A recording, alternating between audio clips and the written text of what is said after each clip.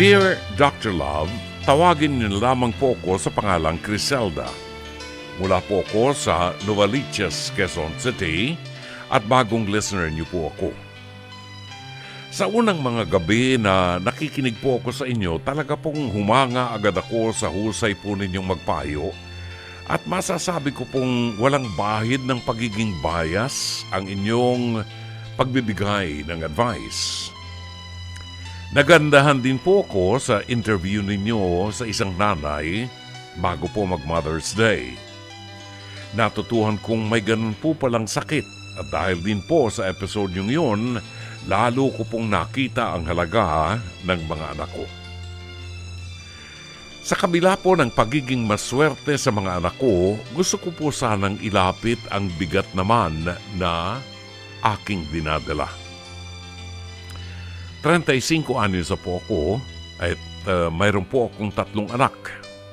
Puro lalaki po sila. Hindi na po ako nakabalik sa trabaho gawa ng wala pong mag-aasikaso sa mga anak ko.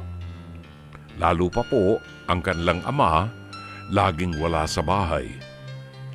Biyaya ko po kung ituring ang mga anak ko pero hindi ko po maintindihan bakit ang asawa ko iba ang tingin sa kanila, lalo na po sa aking bunso. Ang bunso ko po, Dr. Love, ay may special needs. Isa po sa pinaka-main factor ng pagtigil ko sa pagtatrabaho.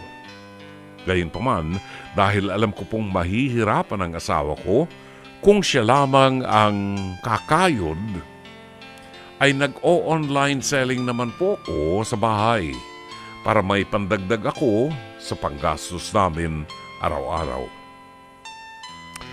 Ang asawa ko po, hindi malapit sa mga anak namin, ni hindi ko po siya nakitaan ng amor. Kaya naman ako, ginagawa ko lahat, wag lamang mapansin ng mga anak ko yun.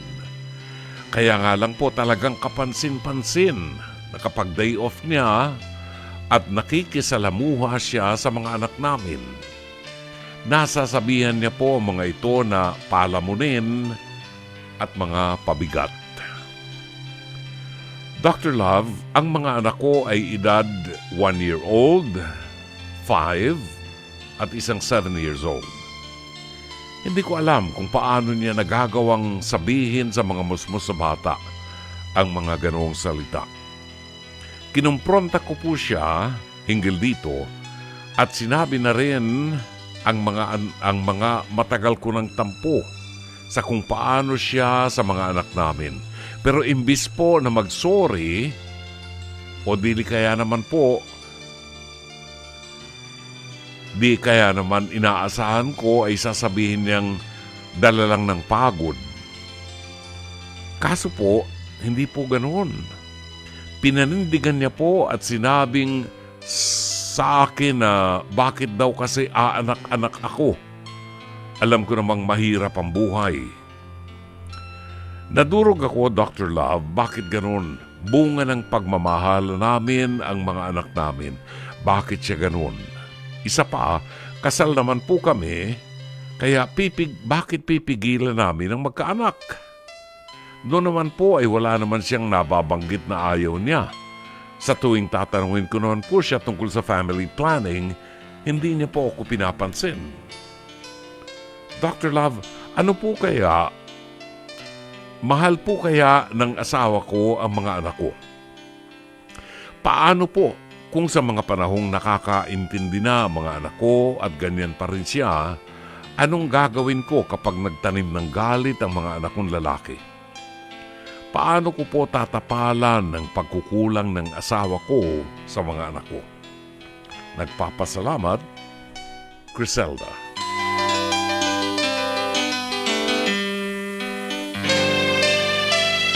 Maraming salamat, Criselda, sa pagtitiwala mo sa ating palatuntunan. Tama ang nasa isip mo, ang mga anak ay biyaya na kaloob ng Diyos sa atin, lalo na sa mga mag-asawa. At ito ay magiging daan para magkaroon ng ligaya sa ating tahanan.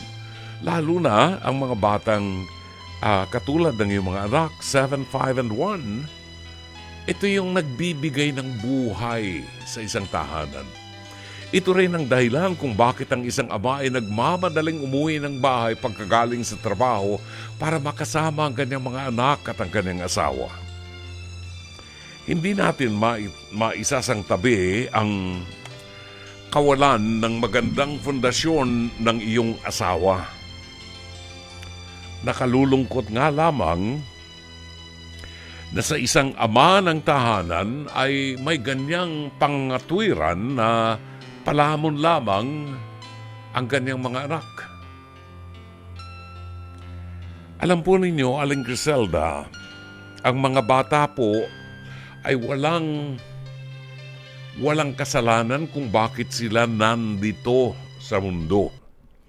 Ang may kasalanan po kayong mag-asawa.